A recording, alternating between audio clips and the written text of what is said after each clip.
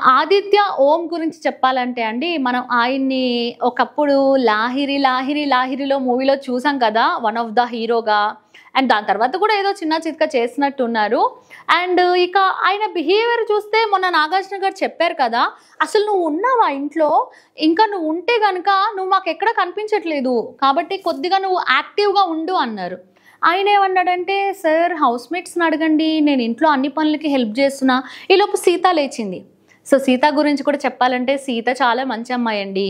కాకపోతే ఏంటంటే మనకి బయట ఇంతకుముందు మనం వేరే మూవీలో చూసినప్పుడు ఆమె ఒక నెగెటివ్ క్యారెక్టర్‌గా చేసింది. సో, ఫస్ట్ ఆవిడ స్టేజ్ మీదకొచ్చినప్పుడు కూడా అదే చెప్పిందనమాట.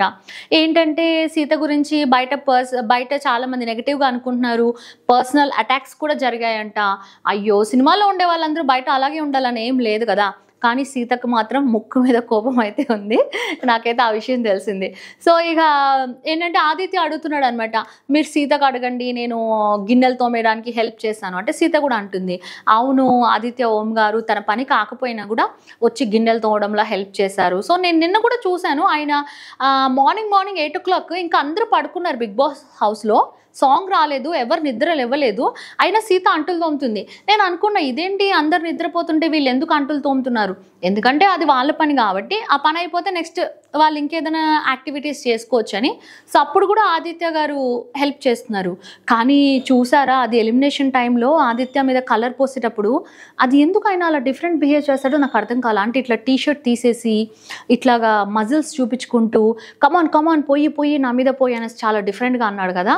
అది ఏంటో అంటే ఇక ఎంతసేపని కోపాన్ని కంట్రోల్ చేసుకుంటారండి.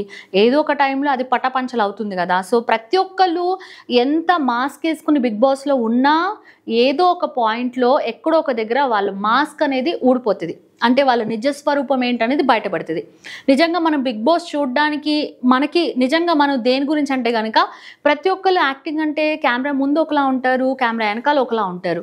కాకపోతే బిగ్ బాస్‌లో చేసేవాళ్ళు మాత్రం వాళ్ళ లైఫ్ స్టైల్ ఏంటి, వాళ్ళ నిజ స్వరూపాలు ఏంటనేది నిజంగా ఏదో ఒక టైంలో మనకైతే బయటపడిపోతుంది.